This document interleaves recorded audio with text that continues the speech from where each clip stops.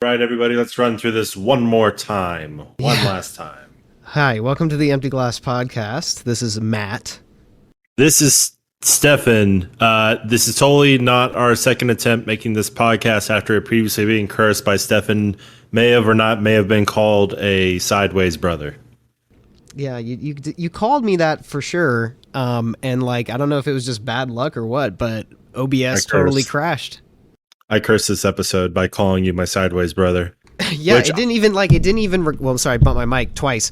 It didn't even freaking record anything, even though it said it was recording. Like I couldn't find the file, and as I was talking to Matt on Discord, like my computer slowly shut down. Like things just started moving slower and slower, and I couldn't even force quit OBS. So I don't know what the fuck was going on.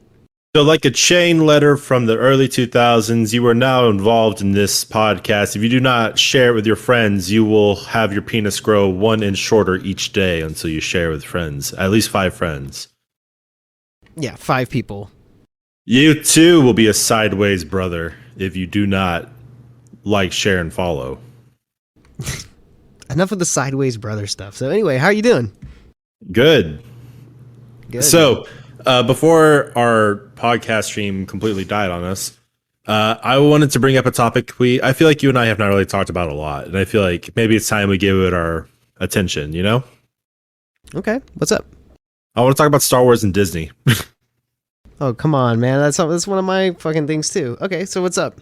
Is your thing over the whole like weird Star Wars announcement by like Kathleen Kennedy and like a whole just like apparently the Lucasfilms, quote unquote, owned by Disney, had a big meeting to get together thing and came out with some hashtag groundbreaking ideas. Was that one of your topics? Yeah. Yeah. Wow. Holy shit. So for anyone who doesn't know, the big wigs at Lucasfilm who run Star Wars got together in a little powwow session and came out of it all jazzed up with some earth-shattering realizations, real third eye opening kind of shit. The first of which being that the trilogies are not the path they want to go. They want to focus on an expanded story, which is a very nice way to say they want to copy Marvel and just have an expanded universe and rake in a lot of money. Which fucking bold statement, Cotton. Let's see if it pays out for them. Yeah, it'll be interesting to see the results. But it's just really dumb to say that because that's what they are already doing. Yeah, They've been I thought doing this that. was established kind of already. That to me, Rise of the Skywalker kind of seemed like it was the last. Like, okay, we're done with movies. Well, and it's no. They still have like movies planned. Like they still plan on doing Taika Waititi movie and then the Ginny, what's her name, Ginny something movie. I don't know. But they still plan on doing those, but they still want to do the shows as well, which they're putting all their money behind. But the thing is like Star Wars being a trilogy is not a bad thing. That wasn't the reason it was wrong with it. The reason that it went poorly for them is because it had no guide whatsoever. Like it wasn't written out beforehand. That's why that shit didn't work. So regardless if you do a trilogy or an expanded universe, as long as you have some sort of roadmap, you'll be fine. Yeah, I agree. I think it's just more so that they're done with the whole Skywalker saga too. Like they're done telling stories in that time frame. So even if they, I don't know. Yeah, I kind of doubt it too. So that leads to the other thing. They said, they looked at the Solo movie. They said, you know what? Recasting beloved characters just doesn't work. It's like, it's not that. In fact, it's getting to the point that I'm almost wishing they would recast rather than do the CGI likeness and shit. The main issue with Solo was that it answered a lot of questions no one really gave a shit about. At the end of the day, and we've talked about this, Solo was actually a surprisingly good movie. Yeah. I liked it more than Rogue One probably, and probably I liked it more than some of the Star Wars movies, like the main Star Wars line movies.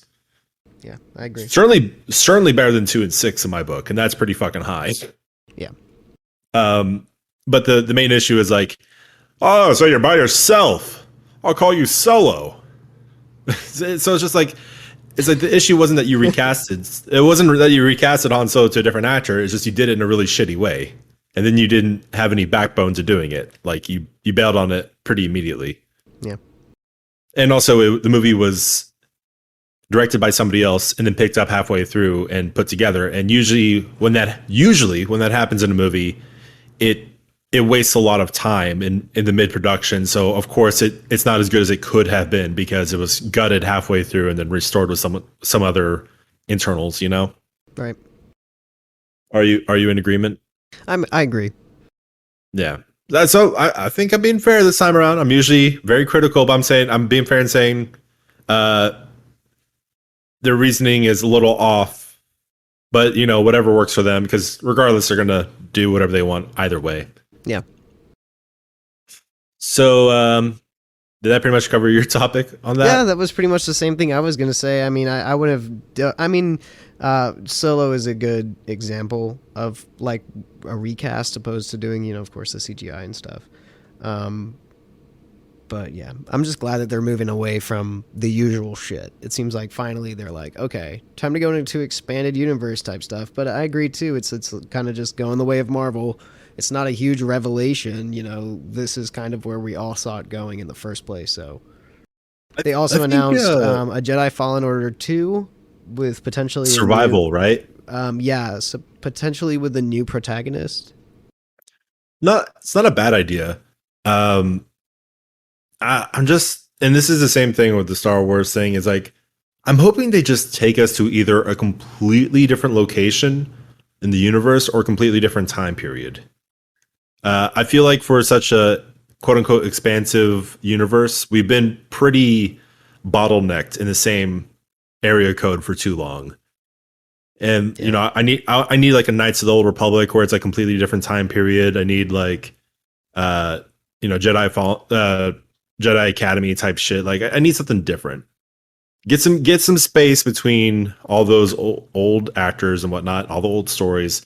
That's, if you want to refresh Star Wars, it's probably the way to do it, because honestly, and had this conversation before, but it's just, I think not just me, a lot of people are getting burnt out on the expanded universes. It's becoming a lot. And especially, when it was just Marvel, it was kind of maintainable, but if it's going to be Star Wars, it's going to be DC, it's going to be this and that, like, it gets really tiring. It gets exhausting to keep up with that many shows, and they're basically shows, just long shows at this point. It's hard to keep up with all that at the same time.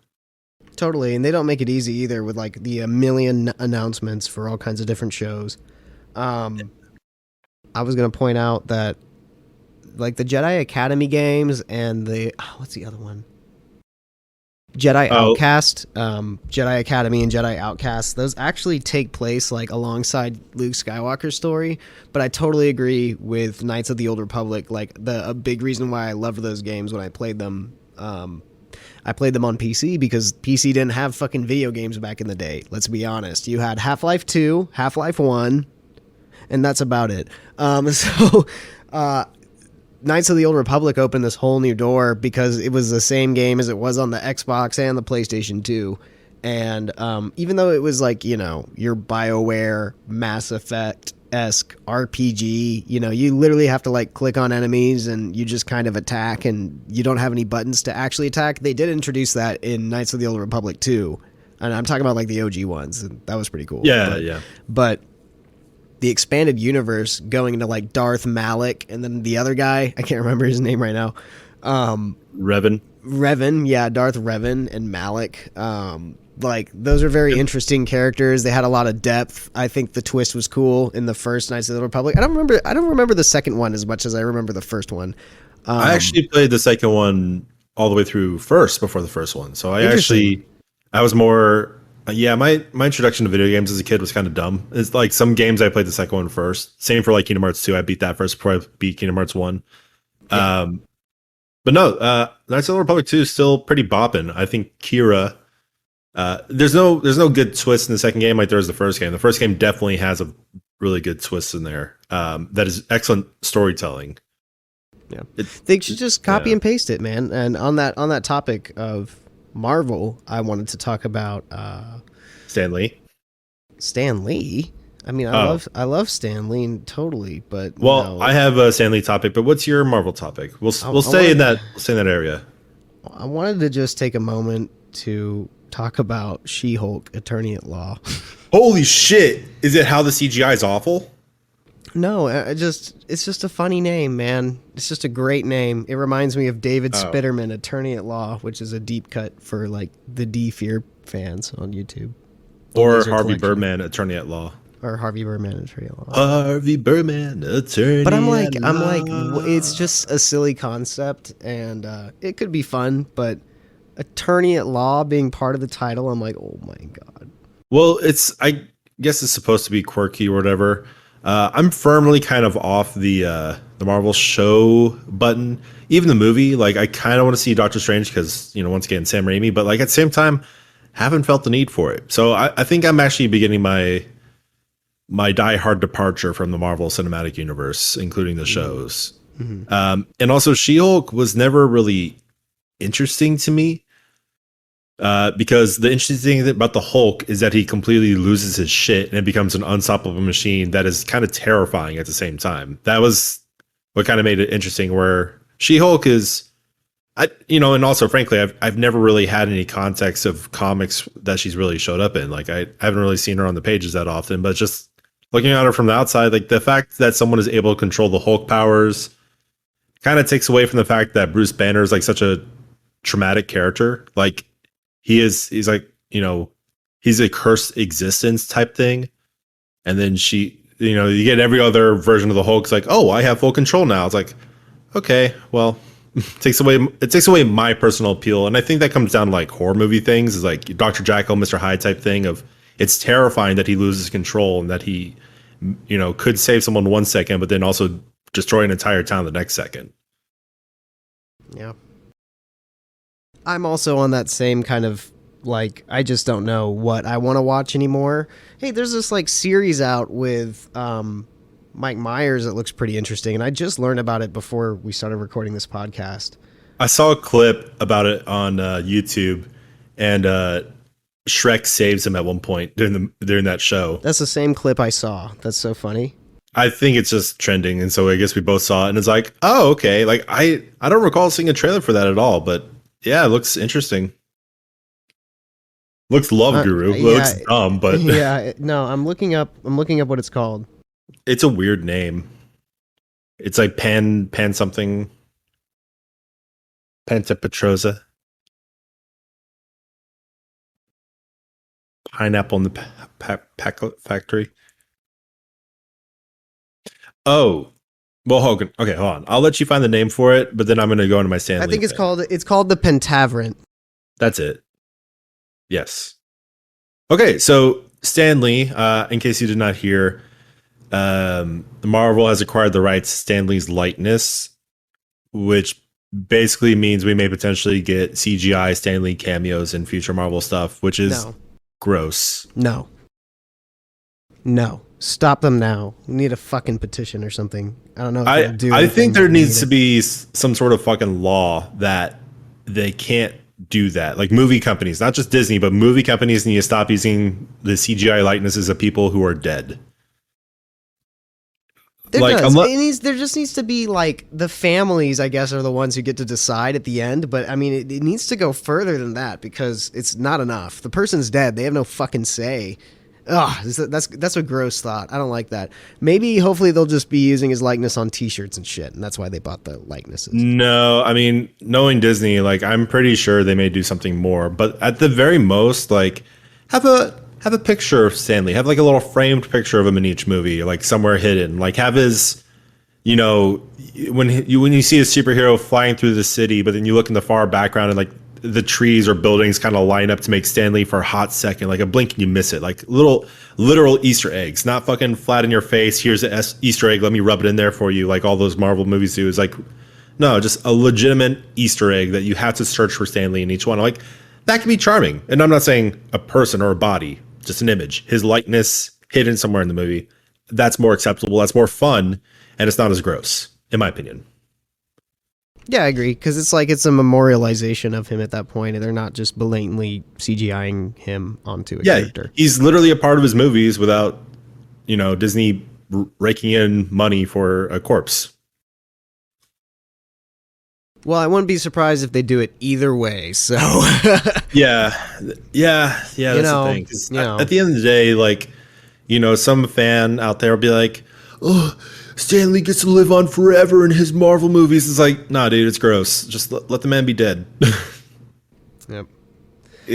It's weird. Speaking of which, I showed my girlfriend Into the Spider-Verse for the first time yesterday. She had never seen it. Oh yeah, what'd you think? Oh, she loved it. She thought it was so good. And god damn, I've seen Spider-Verse probably at least 15 times by now. And Lord knows I probably talked about it on the podcast a lot. But you watch that movie in comparison with like other like comic book movies and stuff like that, and it's done so well. Like the Marvel formula, and I'm going to pick on Marvel here for a second. Don't get me wrong, DC just has straight up shitty movies. I don't think Marvel has a straight up shitty movie. DC certainly has them, but the Marvel formula usually consists of all these fucking constant nods and winks, not just towards like its own property, but like other properties, like all the time. And it's like, oh, look at this. Oh, your name's Doc Ock. Wink, wink. Whereas Into the Spider-Verse just has fucking really good writing. Every line that is said in the first half of that movie is said in a completely different context with a completely different amount of growth to the character. Like, it's almost like a mirror from the first half to the second half, and how just almost every fucking line is repeated in a different way. It's so good. Like, that's how you make a fucking reference to something. It's as a character at one time period being completely different and saying it in a different aspect of the next period. That's so good. I think it's one of my favorite movies of all time. Yeah, I definitely think so for me too. And it's probably one of the number one movies I've watched the most, because that movie is just a joy to watch every single time. And the latest thing I noticed, not this past viewing, but I think probably one before then, I never noticed it, was that the Prowler's theme, the like the fucking heavy synth shit. Yeah, of course. When he dies, spoilers, he tells Miles, like, "You're the best of all of us." And then as Miles has his big moment of learning to swing, that line is repeated, and it has the Prowler's theme leading up into the "What's Up Danger." So that song has integrated into Miles, just as Uncle Aaron is a part of him. He's the best of all of them, but he's still a part. So I love how it transitions his song kind of into Miles's theme of his big moment. Fucking brilliant. That's so good. It's not just a beautiful fucking movie. It's written and thought out so lovingly. And I wish a slice of that can be like in any of these other fucking properties, these other 30 movies that exist. Hopefully it's just a matter of time. I mean, they're working on the sequel for it, and they're delaying it till next year. So thank God. Part 1 and part 2. Yeah, but so we're getting 3 movies. Part 1 was supposed to come out this year. That's fine. Take your time with it. Take fucking 5 years with it. I don't care. Like, I'd rather wait than get a rushed out, like, lazy attempt. Well, I'm glad your girlfriend enjoyed Spider-Verse, because it's a great movie, and everyone should see it. If she didn't like it, I probably would have broke up with her on the spot, honestly. Yep. Anyways, going on with, let's talk about some technology. Just kind of turn the tides a little bit here. I got a couple of technology things I want to talk about, and I might just kind of gloss over them because there's a lot of them. So, somewhat of a speed round here. I have a shitload of topics. So, the Apple VR headset. Have you heard about it? No, but I guess it's about. It's about time they started making something. Got hiccups. Sorry, go ahead. Okay, you're good. It's like an augmented reality headset, kind of along the same lines as the Microsoft HoloLens, which I think was a very interesting take on VR when the HoloLens was announced. If any of the listeners don't know what I'm talking about, it's super long and involved. Don't watch the whole thing. You don't have to, and expect you to. But back in like 2013, 14, maybe 15, Microsoft came out with this technology called HoloLens, which uses augmented reality instead of like VR. VR meaning, you put on the Oculus or whatever, and you're in that world. You're fully immersed. Whereas AR, augmented reality, means you can wear these goggles, these glasses, this headset, and the world around you actually kind of becomes the game. So it's a mixture of what's in front of you for real and a game. it's just a cool concept. So the idea behind Apple's VR headset is that it's going to be both a VR headset and an augmented reality headset. So you can have different games, different functions for it. It might be cool for, I think, like game developers or even CAD designers and stuff to be able to like put on this headset and use their hands. I don't think they're actually going to do a set of controllers. They might for like the VR experience, but augmented reality is just going to use your hands and, you know, be able to like build stuff on the table in augmented reality. You know, if you watch the Microsoft HoloLens announcement, one of the coolest parts of it, if you could like just skip around, is the Minecraft presentation where you're actually able to build a Minecraft world on this table wearing these lenses. And of course, the way it's shot is that the cameras were equipped with HoloLenses as well, so they could see what the wearer is seeing. So it's just a cool experience overall.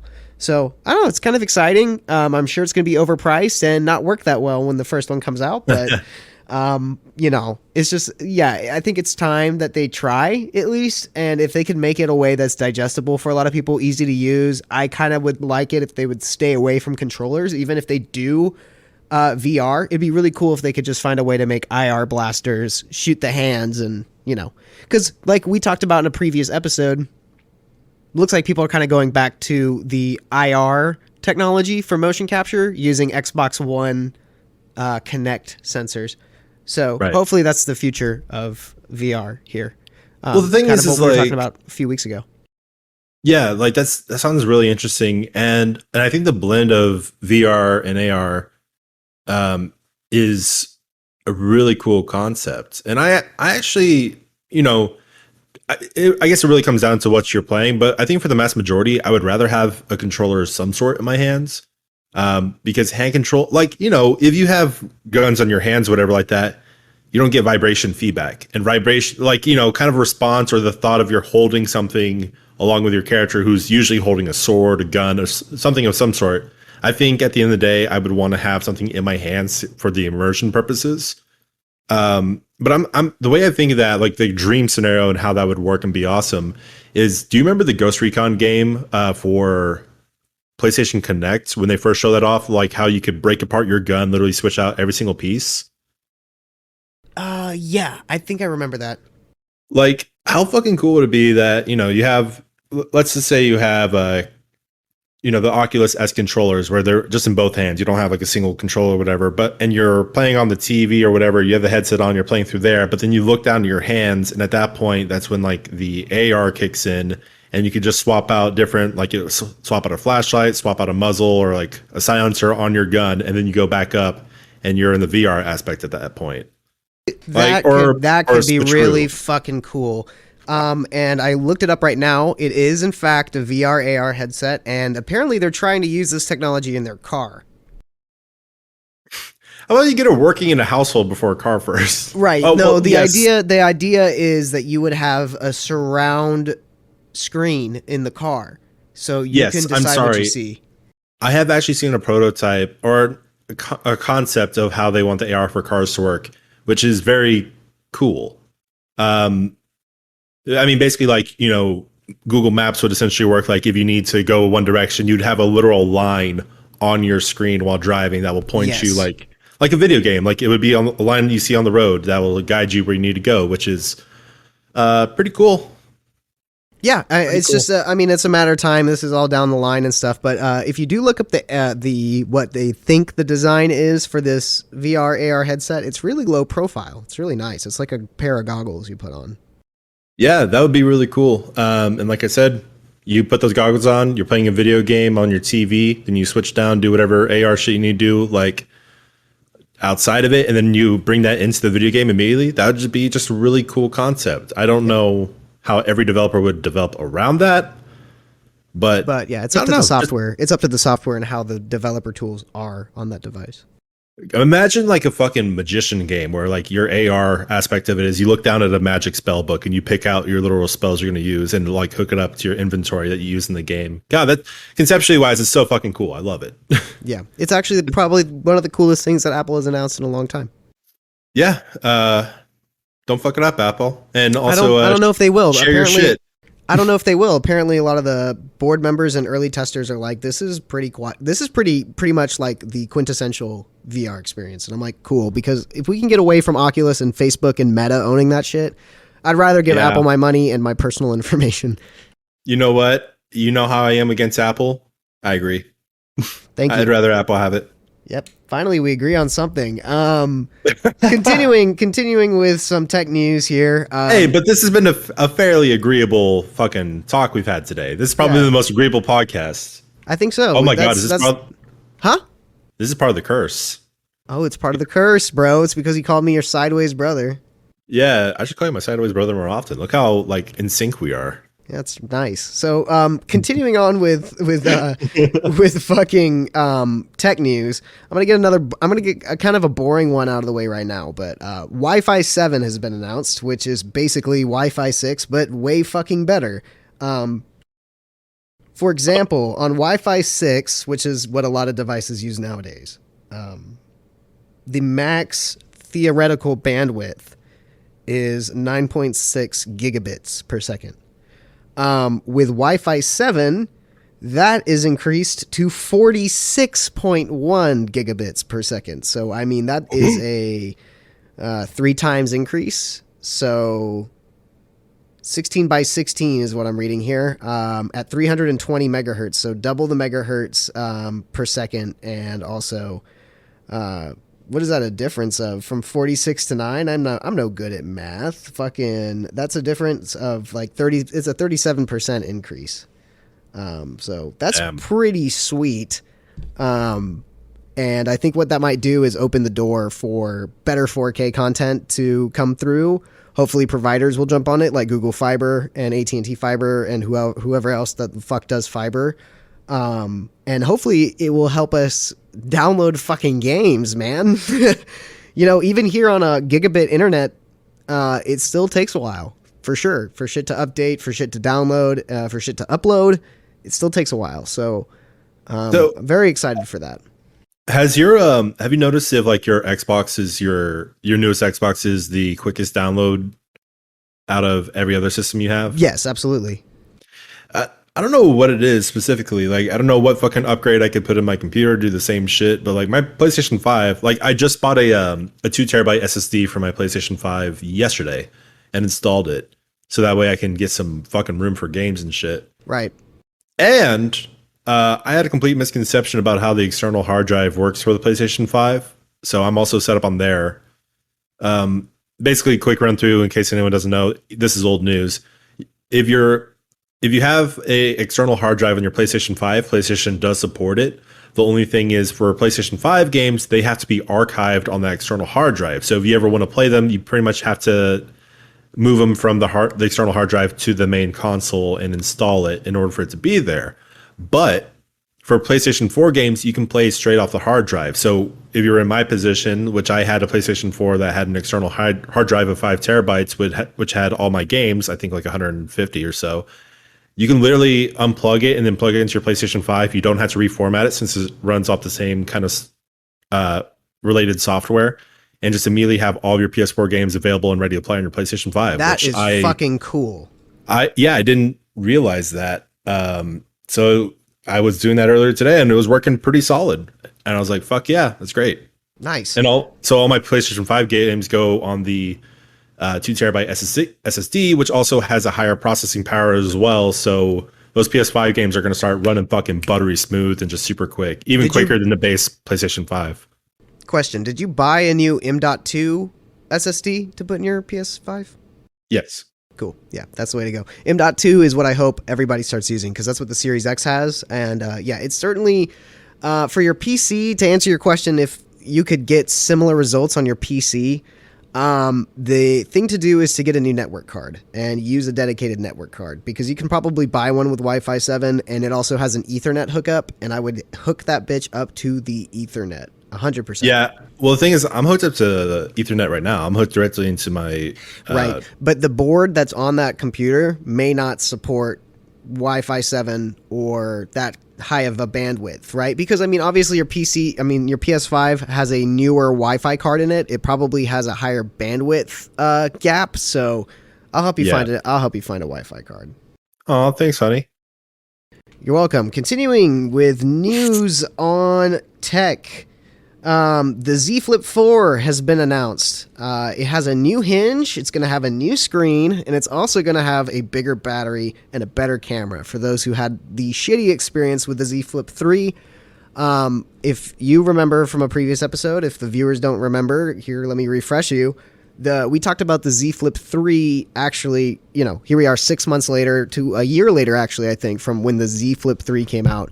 People are finding that where the screen folds, it's starting to get a micro crack and actually like shed glass into people's fingers. So that's no fucking bueno. And Samsung seems to acknowledge that, and they're moving on with the Z Flip 4 design. The only thing I wish and can hope for the Z Flip 3 owners is that Samsung will give you guys some sort of a discount, even if you have a fucked up phone, because of its crappy design. Folding glass just never works. So hopefully they do something different. I hope they make the screen out of a different material than glass. That might be the answer. But what this points to is that they're making a patent with Apple. So if this technology is good, I feel like the Z Flips are like the tester of the market, right? It's dipping your toes in the water. If the Z Flip 4 is successful, I could see a folding iPhone 4 in the next few years. Or iPhone 14 or 15. Yeah, there you go. I was like, come on, buddy. You got to go a little higher than that. Yeah. This ain't 2008 anymore. We got the fucking iPhone 15 now and shit. God damn it. Now, we will. question. Would you prefer an iPhone that is, like, take your current iPhone and fold that in half, like the base was a square that unfolded to the size you currently have it, or would you prefer a phone that is currently your size, the normal iPhone, that would then unfold to a bigger screen? I am more on team fold into a smaller profile, and in fact, I would almost wish that if they did make it, I would rather have it my size that folds in a horizontal line across the screen while you're holding it vertically, so it folds down. Like a little out. square, basically. Yeah, it goes into a little square. I would prefer that because I miss flipping a phone open or closed to answer a call. I think that's just one of the fucking coolest things that we got to experience in our earlier days. And it also just is less bulk in my pocket. Yeah, it might increase the thickness of the device overall, but I mean, still, it takes up a smaller amount of room in my pocket. Well, the thing is, if it is a square, then ideally it would be thinner when you bust it out, but that may sacrifice a good camera or something. But the point is that I think you and I are in the same boat once again. This is the cursed episode of the Empty Glass where we actually agree with each other. That we have so much tech spread out through. Most people have so much tech spread out through them. A lot of people now have smartwatches to some degree. A lot of people use like earbuds or Bluetooth earphones. It's not really. Putting a phone up to your fucking ear is not the main thing people do anymore. Or if it is, it's at a much smaller ratio than it was 10 years ago. People can just have an earbud in, hit answer button, or put their phone on speakers. So it's like, why not deduct from the general size of things to something simpler, but still keep the option that if you want to watch something, because that's the biggest thing for me. I like to watch things on my phone, like YouTube videos. Being able to unfold it from its small profile where it easily fits in your pocket would be a nice little touch.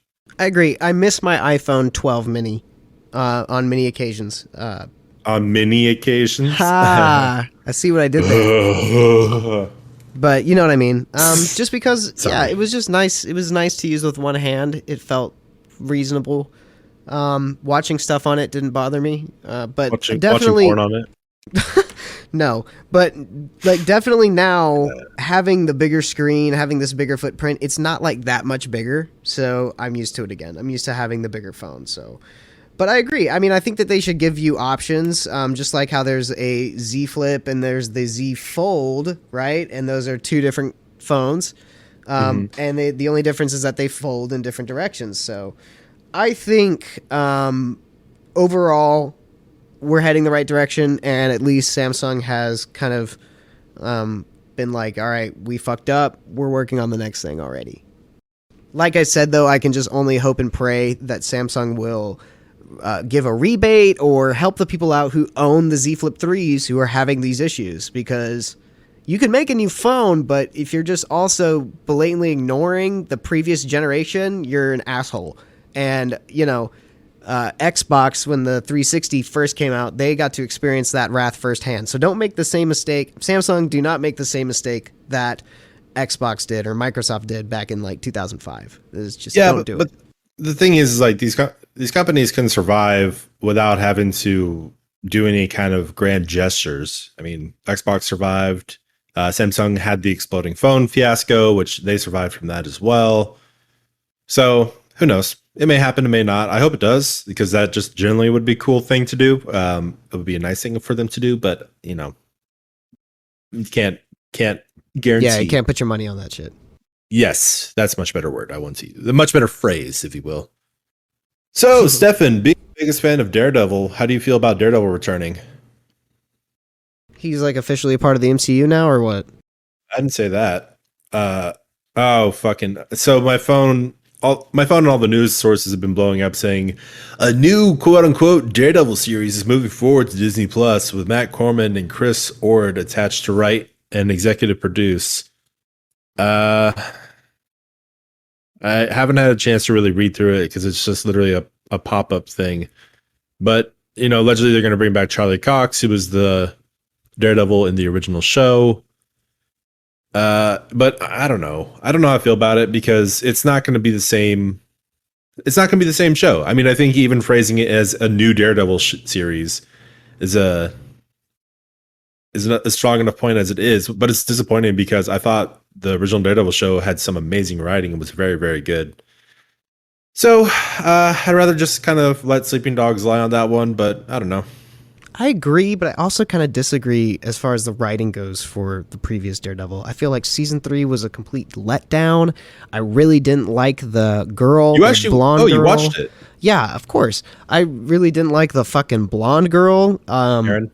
Whatever her name was, man. She was just, I don't know, like, okay, I got my opinions on the show, but overall, it was still a big step in the right direction, and yeah, it was a cool show. I agree with you. If they're going to remake it or redo it, or they're saying it's a new Daredevil show, that insinuates that things are going to be different. And knowing, I don't know. I mean, apparently, like, no spoilers or anything. And if you don't want spoilers for Doctor Strange, don't, skip through this part. Skip, like, literally 60 seconds ahead because I'm just going to spit it out right now in 3, 2, 1. But, like, people dying a bunch in Doctor Strange, like, some pretty graphic deaths might lead to some more adult-oriented stuff through Disney. So that's, I don't know. They might still keep it fucking gory and stuff because they have that Daredevil seasons 1 through 3 on Disney Plus right now. You have to like put in your zip code to prove that you're 18 or some stupid shit. But I did it, and yeah, the Daredevil, all the Luke Cage is on there, all the let's just say all the Netflix Marvel adaptations are the Defenders series. The Defenders series is now on Disney Plus, unedited, raw. It was edited for like a hot second, apparently. Yeah, I heard about that, but then they came back and were like, "Okay, fuck it, we can't." Oops, sorry, we were just testing something out. We were just trying to be a little less graphic. And then there was like some fucking mom post where this makes me think like, do news networks actually have nothing else better to fucking shove in my face? But it's like, someone apparently was like, Disney adding, I hope Disney's happy because them adding these shows, whatever, has killed their family vibe forever or has tarnished their family vibe. It's like, they give a shit about money. That's all it is. They stop imagining it to be some moral high ground. It's just fucking business for these people.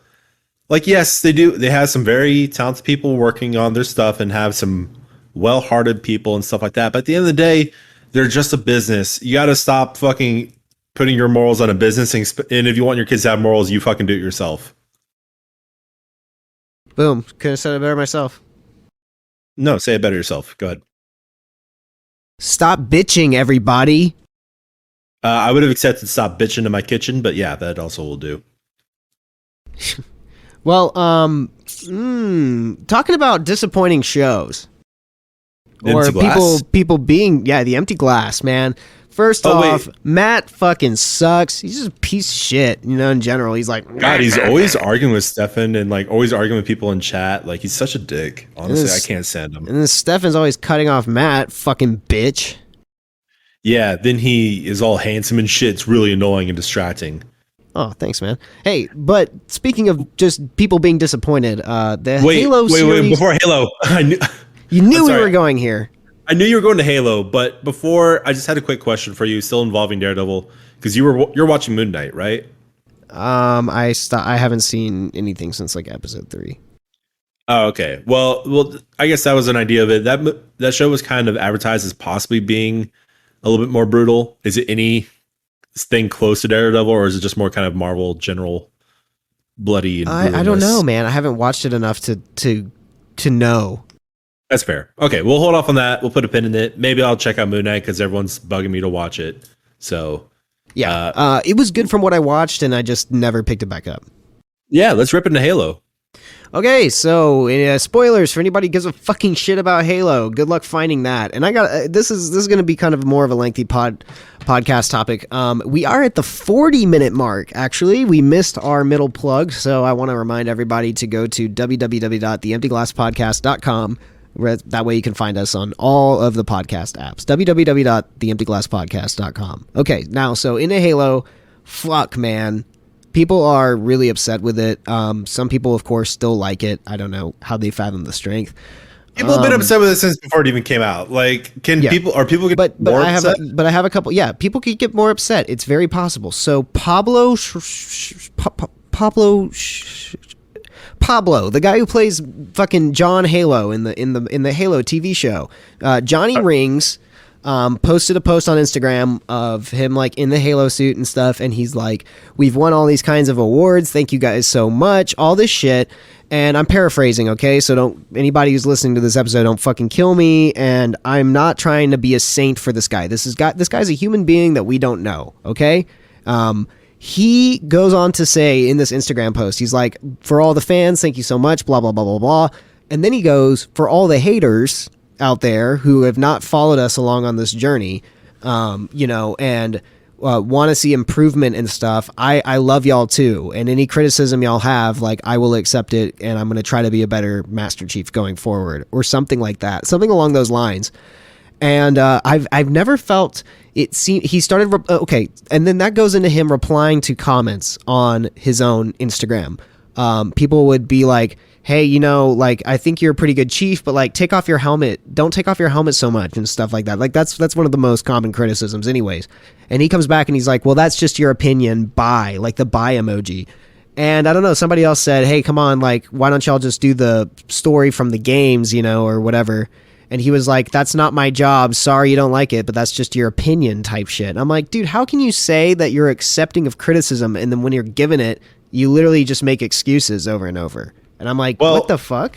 Well, the thing is like, and this comes from a guy who's not watched the show at all, and I'm sure there may be other kind of comments. Literally, the two comments you gave are completely out of his control. Like, Well, yeah, exactly. So I'm like, that's And cool. That's cool. But I actually commented on this. And all I said was this. I said, "Hey man, like, I like how you say you love the haters, and then you'll try to get better, and then when you are turned around to you turn it around into that's just your opinion, that's not my job." I know, dude, actors have say power. They totally do. And all I said was, you definitely have to have some sort of say power. And it's just blatantly disrespectful to say that you'll accept criticism and then shut it down. Just even at the very least say, "You're right," or, "I'll work on it." I said, when it comes down to it, you're a good chief. I just wish the writers didn't make this the Pornhub version of Halo. Not your fault, but it's coming from 343, and it just makes me sad. It's what it feels like. It feels like the Pornhub version of Halo. I mean, Let me lead this into the last episode because you don't know what's happened. Let me lead you up, okay? So, I'm watching a trailer for the finale, and it looks like he busts out 2 plasma pistols, which is neato. okay, so let me tell you about what happens if you care to hear, or if not, we'll just fucking I'm curious. move on. Okay. Master Chief goes to, I believe it's Planet Reach, to get these artifacts onto some sort of a ship.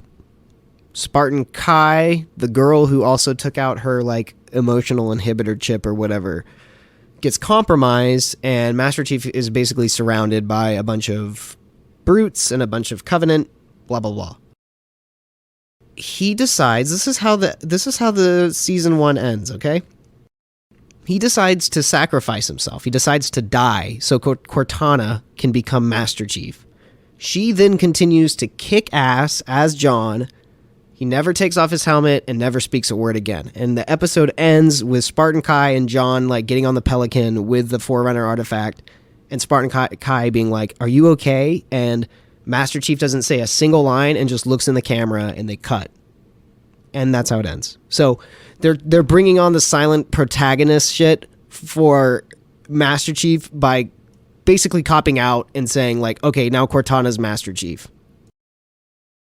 It's just the most wild, ridiculous, fucking blatant piece of shit goddamn twist that they could have ever thought of. It's so stupid to me. I'm sorry. I don't mean to be so fucking vulgar to this stupid show, but it makes me so angry. Somebody made a comment, which I agree with 100%. I haven't heard a comment this good in a long time.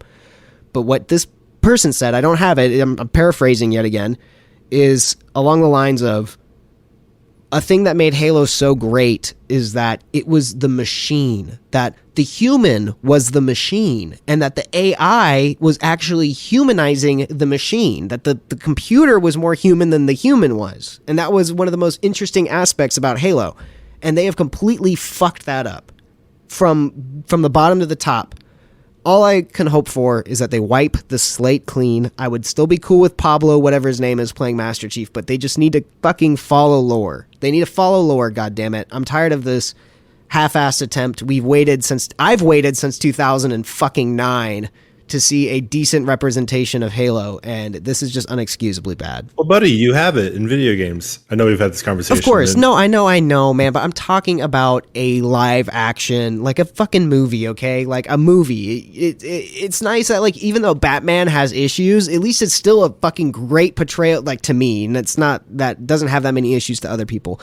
I still think it's a great portrayal of the character. I still think it's a great Batman movie. It's just, come on, why can't we get that for fucking Halo? How hard is it? How hard is it to have somebody just not talk that much? Or let's not go into the emotional background of a character that's supposed to kind of be a brick wall to start. And then you slowly chisel away at the brick wall and see, oh, fuck, there's a human in there. Certain things that Chief does along the original Halo timeline, it humanizes him, and people are like, oh shit, there's the human. But they lost their opportunity of doing any of that with the show. And I don't know. It's sad. By the way, I'm on his Twitter, Pablo Schreiber, by the way. I didn't see... It's on his Instagram, and it's from a while ago. Okay. Well, whatever. It's fine. But yeah, I mean, I think his post was fair. I think his response was also fair. Like, if someone was like, hey, maybe just be like a little bit more, not as freaked out looking when a scared scene is happening or whatever, like when a crazy thing is happening with your helmet off. Like, I think that would have been, he may have been more warm to that than like, hey, don't take your helmet off, because once again, he has no control of that. And even if you do say an actor has, some say in the matter, neither of us have been involved in a scale of this production being the main character, as well as, Paramount probably has their grip pretty tightly on the production, considering this is their Hail Mary from the very beginning. So who knows how much control he actually has. I think it's unfair, and he's also not a big name. It's unfair to say that he has any kind of pull. I mean, maybe he does, maybe he doesn't. So I don't know. Not taking his full side. I think the show is still shit at the end of the day, but No, yeah, I can agree with that too. I can agree with the sentiment, but I'm just like, he said that he wants to do everything he possibly can to make Halo fans happy on all ends. That's literally what the post says. So if you're going to accept criticism, you got to accept criticism from all the people, even if it's dumb criticism. Just be like, okay. I think okay would be a better answer instead of just being like, not my problem, bye. Like, it just seems dismissive to me, It's not so though. Much...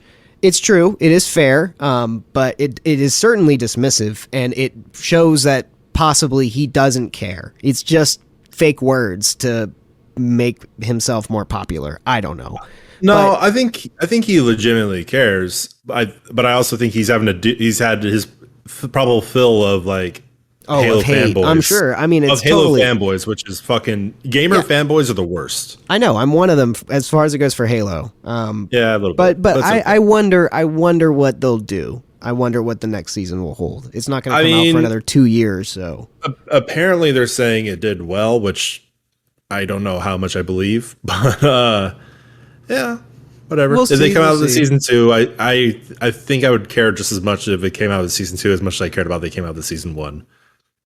let me just wrap up with a couple more quick tech things. Windows is now compatible on the Steam Deck. So welcome to the world of a portable Switch computer experience. Yeah, PSP had it way back in the day. I know, but what I'm saying is, cool. We finally got a Switch PC. Yeah, I mean, which truly, is pretty dank. that is super dank. Yeah, you could do that back in the day with the PSP, and you could do that back in the day with like an old Android phone, you know, And a DS. and a Windows phone, and the DS, and the Game Boy Advance, and the Game Boy, and the first generation Game Boy. No, And that weird console that you saw at GameStop that had phone numbers on the side. oh God, don't You know what I'm don't talking about, Yeah, right? don't remind me of that. Don't remind me of that horrid thing. I kind of want to look that up. I wonder if people have a picture of that. Well, I have one last topic. So wrap up your tech stuff, and I'll hit on a topic I wanted to talk about.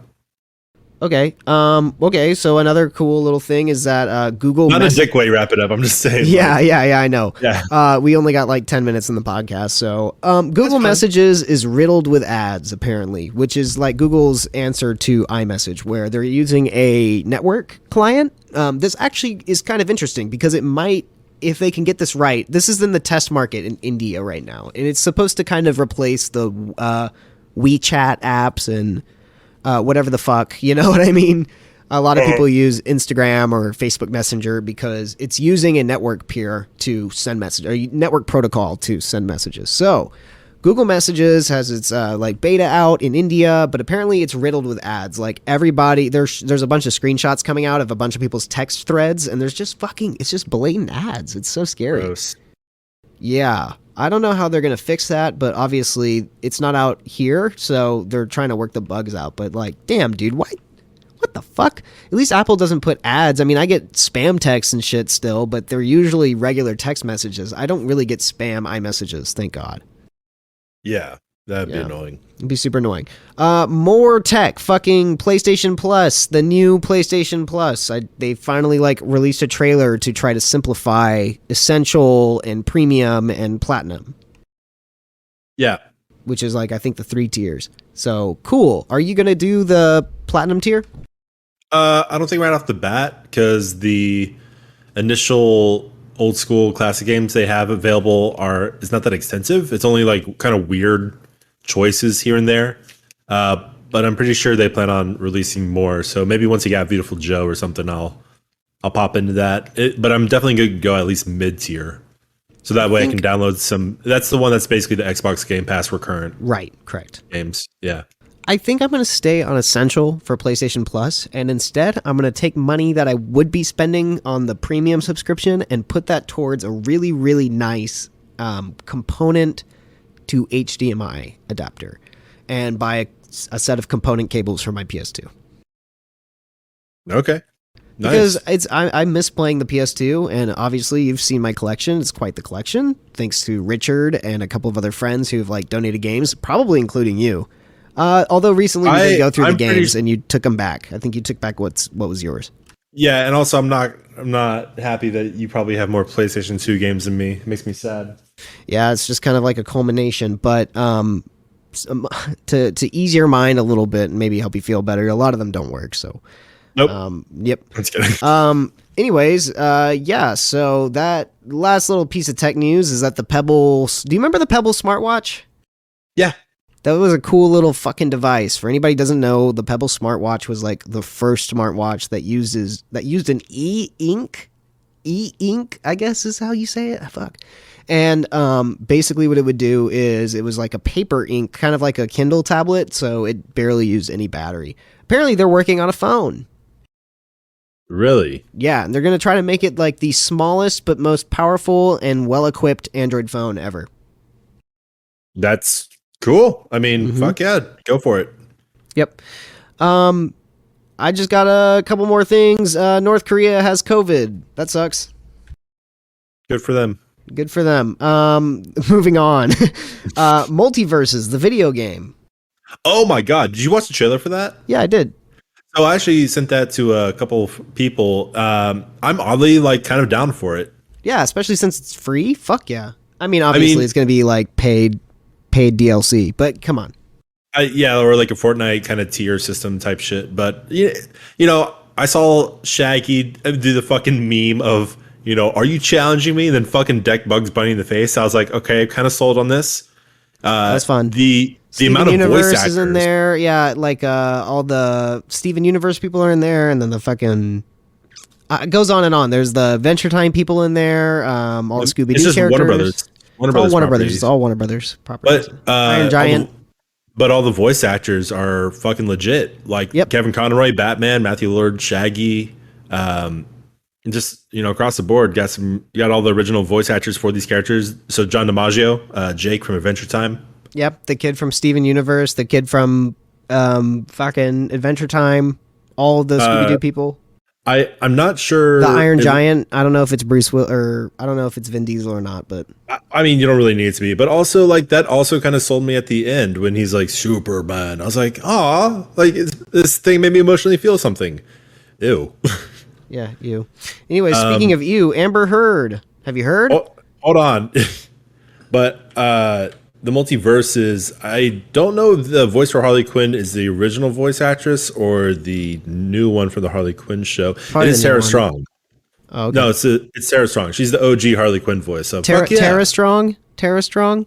Yeah, she's been a voice actor in a lot of things. Yeah, she's Timmy Turner in a bunch of stuff. Yeah. Yeah, Amber Heard. Have you heard?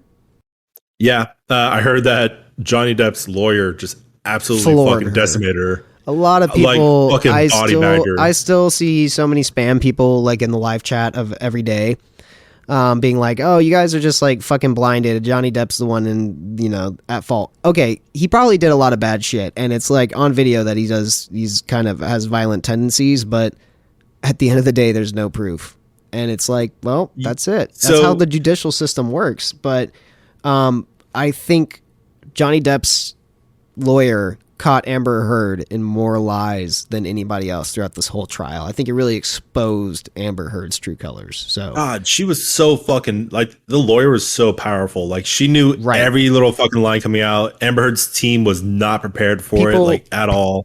Right. People are like, how, Amber Heard is the victim here, and I'm like, well, you can tell from Amber's disposition, you can tell from the questions that her lawyers ask her and ask Johnny Depp, and when they did the cross examination. The biggest difference for me is that Johnny Depp's legal team seems to know how to lay a foundation, act on the foundation, and then provide evidence. They're doing it right. They almost never get very officially. They almost never get called on hearsay or foundation. They don't really get called on a lot of things. So, I mean, to me, it just shows like, yeah, you can have, an opinion on somebody, or you can have your opinion on the way that the situation went, but the evidence that Johnny's team was providing was just way too fucking on the nose. And like Camille would ask a question, Amber would answer, and then she'd catch her in her lie by showing her the evidence. And I'm like, wow, this is great. And for the past 3 days, all Amber Heard's legal team has been doing has been showing video depositions from like the past 2, 3, 4 years. It's such a fucking sad attempt. It's like y'all are just running down your court time at this point. And Amber Heard's lawyer tried asking a question about an ENT that Amber Heard supposedly went and saw. And Johnny's team kept trying. She kept trying to say, "Would it be valid to say," or something along those lines, over and over. I literally screen recorded some of this because she just kept trying. Amber Heard's lawyer just kept trying to say the same thing over. Would it be fair to say, or to your knowledge, if any? Can you remember if any? Can you recall if any? That's what it was. If any. Can you recall if any? Can you remember if any? And the judge is literally like, that's not a catch-all, because they kept getting called on hearsay. or kept getting, objected on hearsay. And the judge just kept being like, sustained. And fucking Amber Heard's lawyer was like, it's a catch-all. And the judge is like, it's literally not a catch-all. It's not a catch-all to say whatever the fuck I said. I already forgot what the phrase was. But she kept doing it over and over again. And finally, they're trying to talk about this ENT, this ear, nose, and throat doctor. And Johnny's legal team keep, objecting. And they are finally like, okay, like just approach, whatever. And so they approach, and it's literally like a 5-minute approach. And they fucking come back, the mic's turned back on. And then the legal team, Amber's legal team, they're like, okay, you can ask the question. It's okay. Go ahead and ask the question. And the legal team was like, no further questions, Your Honor. It's like, what the fuck? I don't know. I don't know if it counts against their court time showing these video depositions, but I sure fucking hope so. You know what? I'm going to go little conspiracy theory here, and I'm curious to see what you think. I know Disney has fucking spaced themselves from Johnny Depp because of the whole thing that's going down. But at the same time, do you feel like maybe Disney slipped like a really good lawyer to Johnny Depp? Because the fucking gap between Amber Heard's lawyers and Johnny Depp's is so phenomenal. No, like I don't. I could totally like whether this is real or not, I don't give a shit. But like, I could totally believe Disney's like, all right, we're gonna say we're pretty much done with you, but also we're gonna dig you out of this hole because you represent a lot of our foundation for like Pirates of the Caribbean and our Disney rides and shit. So, and we're also gonna make this public so that way the entire world can get on your side about this. No, I don't think that's a conspiracy theory at all. I think what happened is Amber Heard tried saying, I don't want anything to do with Johnny Depp anymore, and then went ahead and sued him. And he tried countersuing, and now she's countersuing. So it's a legal pissing contest.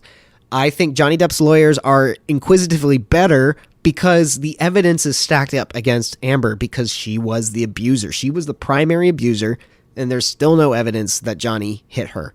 There's these weird like pictures of her with quote unquote marks and how her cheeks were swollen. And Johnny Depp's lawyers was like, you edited this picture. And I'm looking at this and I'm like, yep, that's the same fucking angle. It's the same picture. One's just cropped in and has the saturation turned up. It's the saddest attempt I've ever seen. And I hope this opens the door to a realization that there is such thing. And this is not just, okay, I'm a fucking white male saying this, okay? So take this with a grain of salt, as you would with any white male saying or words that come out of my mouth or other white people's mouths, is that this is a showcase of toxic femininity. And I'm only saying that because that's what my sister Bria said, and that's what my girlfriend Rose said, is that this is a showcase of toxic femininity. At first, Rose and I talked about the trial, and Rose was like, I'm not sure where to stand. They both seem like bad people. We obviously don't know Johnny Depp, blah, blah, blah. And I'm like, yes, this is all very true. But what you can tell is that there is a narcissist in the relationship. There is a certain abuser, and that this is about tracking down and proving that, Amber Heard was a nasty person, which is just the truth. And the judicial system, the reason why Johnny Depp's, lawyers and legal team are so good is because they have relevant evidence. They know how to propose a case. They know how to lay a foundation. They know how to ask the questions and then provide the evidence. They do everything right. Amber Heard's lawyers are trying to twist the story to fit their narrative, to be convenient to them, and it is fucking biting them in the ass so hard. It's such a fun... I normally am not into this kind of shit. It bores the crap out of me. I haven't watched the trial in the past 2-3 days because it's just been constant video depositions from Amber's team that I could give two shits about. People who are literally saying the same thing, people we've never heard of. They never really even state these people's names before they start the video deposition. All the questions are one-sided because they all come from Amber Heard's lawyers. They say, oh yeah, the first segment is Johnny Depp's lawyers asking this witness questions.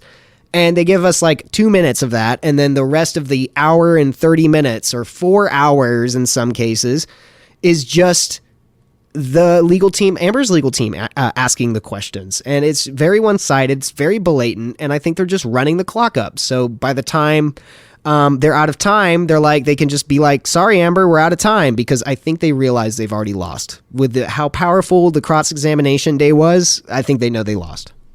Yeah, she utterly got They fucked. keep showing the same evidence over and over again. There's no new evidence from them. And they keep showing, like I said, video depositions from people we don't know, that people are not recognizable. They really don't have a powerful say. Whereas Johnny Depp has live witnesses there in the courtroom, 7 police officers, 3 paramedics, doctors, lawyers, psychologists, fucking you name it, dude. It just goes on and on and on. And it's just an obvious attempt of Amber Heard trying to she's just a narcissist, and unfortunately Yeah. I think she has mental issues, and you know, who doesn't? And you know, I definitely can feel bad for her on that line, but this is a grave that she digged for herself. She could have settled out of court like she quote unquote wanted to, and then she countersued for $10 million. There's evidence just that she stuck to never there's evidence that she never donated the $7 million that she won from the UK trial. All this kind of shit. So it's Yeah, very just start- sketchy. Her end of the deal is very sketchy. Incredibly so. And I think it's I think it's interesting because I heard I was watching, I think, Phil DeFranco yesterday, and it was lightly mentioned as like, you know, why is this the top news thing compared to, like, you know, Ukraine and a bunch of other shit going down? And I'm like, yeah, there's definitely more important things to listen to, but at the same time, this court case, it does a few things. One, it is representing that it's not just women that could be the abusee, that it could be the abused in a relationship. Guys can just as easily be abused, and to have, you know, and to have a high profile court case kind of reflect that out loud to everybody is a very, you know, important thing to kind of stress to everybody, because, you know, in the future, if anything happens, you're like, yo, Johnny Depp was abused or blah blah. Second of all, it's incredible. Okay, this does kind of go into the entertainment factor, I guess, and I would say I'm actually more entertained by the lawyers than I am Johnny Depp or Amber Heard, in the sense that, like, Right. it's a fucking battle of wits. You know, there's so many fucking things we watch on TV where it's like, you know, sports match, you know, battle of brawn, whatever, but like, this is the most impressive fucking, like, checkmating shit like I've ever seen, honestly. Like, it is so incredibly impressive to see someone just outsmart and just back people in the corners constantly. It is so impressive, and I think it's good to show that something. I think in a fucked up way, it's good people are into such a intellectually stimulating thing right now. Yeah, I agree. I think it's also just because you get to kind of sit there and you get to pretend you're in the jury, and you can kind of come to your own conclusions on who's lying and who's telling the truth. And that's a very fun aspect of it as well. I think it's fucking hilarious that I don't think there's a single person out there that does not believe Johnny Depp fucking snorts coke. But the amount of inability to prove any ounce of that has completely backfired into Amber Heard, like, entirely. Yeah. Like, do I think Johnny Depp's a coke addict or that he snorts coke? Absolutely. Look at the guy. But at the other point, because she can't prove it, she's now the negative. It's not just that. I mean, they caught her in different lies, like in one of the Oh, no, audio but I'm just saying, recordings. that's the most obvious. That's like one of the more obvious things of, like, you know, it's not even that necessary, but they took the time to just, like, they took 3 minutes to just fucking cripple her in that scenario, and then just moved on to the next thing. Like, it's just, it's crazy. Yeah. Well, last little topic is that the Orville is coming out with a season 3. Cool. Did you ever watch that show? I watched like 2 episodes with you. Oh, cool. Not for you. Not a Seth MacFarlane kind of guy. Yeah. What's very weird is that show is great. It's surprisingly good. And That's what honestly, I've heard, and I've heard it's more faithful of Star Trek than the current Star Trek. Yes, it is a better Star Trek than most of the new Star Trek series. Absolutely. Speaking of sci-fi, and I'm sorry, I know it's over an hour here. Do you mind if we go a little bit longer? Let's just go. Let's go. A lot of topic. So, Doctor Who. Yeah, who? Yeah, exactly. I've mentioned before that I like Doctor Who quite a bit. I would probably say I love it, but I kind of fell off after Peter Capaldi right at the beginning of Jodie Whittaker. Main reason being was that I was not excited for the guy who was helming the show, the showrunner, because all the episodes he directed for, like, Matt Smith and Peter Capaldi were always the weakest episodes. And then also the Peter Capaldi, as much as I'm going to be very small neck bottled here for people that know this. Peter Capaldi, although is an incredibly good actor, his season really fucking fell off like hard. And so by the time that Doctor Who was announced to be a woman coming in, I was pretty much already looking for a reason to get off. And I was like, okay, I'm just going to kind of stop watching here. But they announced a new Doctor is coming out, a black flamboyant gentleman. I don't know if he's full gay or anything like that, but he was in a British show called Sex Education, and he seems to be like really funny. I watched a few clips from it and I was like, wow, this guy's hilarious, and he has an energy that I'm completely 100 excited about to see him in Doctor Who. That's fucking awesome. That's a like, good change up. He's on the red carpet and he's wearing like super fucking loud, like crazy outfits that are just going out of nowhere. Kind of like Lil Nas a little bit. And I'm like, yes, I'm so down for this kind of energy to be in Doctor Who. But so then I was like, okay. And also they're bringing back Russell T Davies, who was the guy who originally revitalized Doctor Who, like in the 2000s. He's the guy who had David Tennant. He's the one who had Christopher Eccleston. He brought it back to life. And so I was like, fuck yeah, I love this writer. Since he's coming back, I now want to hop back onto Doctor Who. So I was like, okay, let me watch the Jodie Whittaker Doctor Who all the way through finally. I finished the first season she's in. I'm on, I think, the third episode of her second season, which she leaves after her second season, obviously, because the new one's coming out. But those seasons are actually pretty damn good. They're not mind-blowing or anything like that, but she does a fantastic job. All the side people, everyone in the show does a good job. There's only a few instances here and there where I'm like, okay, this is like dumb writing, but it's not as bad as I thought. And I actually end up enjoying her season more than I did the Capaldi one I was talking about earlier. So I feel like an asshole for not just watching it. And also I know she got like a whole bunch of shit and she's like, I feel like I ruined something. And I'm like, no, she did a great job. But at the same time, I'm like, I also wasn't in the right headspace to continue watching Doctor Who at that time. So I'm glad I'm being reintroduced to a show I love. I plan on rewatching the entire series before the new Doctor comes out, where I'll then hopefully appreciate their new take to it. And they're possibly bringing back David Tennant for like a little special, which would be awesome because I love David Tennant. He's my favorite Doctor. Fuck yeah, man. That's all good news. Thank God. See, revitalization can work, but it just needs to be thorough. I think that's the fucking key. Comes down to Halo, comes down to the video games we've talked about, Star Wars, all these things. If they can just be original and reintroduce in a different way, like that is the fucking way to go. Are you aware of the revitalization for Doctor Who? Well, yeah, because like the show's originally from the 60s.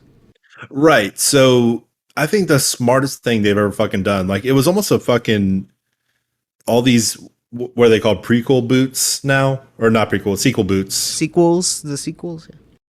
Yeah, but where it's basically like a reboot and a sequel, like Star Wars and shit. Man, these motherfuckers pretending like they did something new, but Doctor Who did it fucking back in early 2000s. Oh, yeah. Because it starts off at a modern point where you don't have to know shit about Doctor Who. Like, I didn't know shit about Doctor Who when I first started watching it. I love the show, but it's still connected. Everything that happened in the older episodes is still canon. You know, a few contradictions here and there, but like everything is still canon. And I'm like, this is how you do it. I loved what was currently given to me, and it gave me a chance to go back, but I did not have to. God, so good. Sorry, I'm a Whovian once again. Do you still have your sonic screwdriver that like turns on your TV? I think the battery's dead on it. Like I've charged it and it doesn't hold a battery or like turn on TV anymore, but I still have it. It's still a replica of David Tennant's sonic screwdriver, so I still like having it. There you go. Yeah. Yeah, so love Doctor Who again. Yep. Well, fuck yeah, that was a great episode. Thanks for listening to the Empty Glass Podcast, everybody. We want to remind you guys to go to www.theemptyglasspodcast.com. That way you can find us on Apple Podcasts, Spotify, all over the fucking place. That's not just Twitch. If you're listening on that already, I'm sorry for plugging it. But instead, let me just say, give us a follow, and we'll be back next week. Daryl, we know you haven't been brushing your teeth. Did you say Daryl? Stefan, please. Daryl, we know you haven't been brushing your teeth. Mama told you have to brush your teeth or else you have to pay for the dentist yourself. So make sure you go in there. 2 minutes. Front, back. Swish around the water. Get your tongue. And then use that special mouthwash, buddy. Come on. Don't have time for this. I'll wait. Bye, guys. I'm still waiting, Daryl.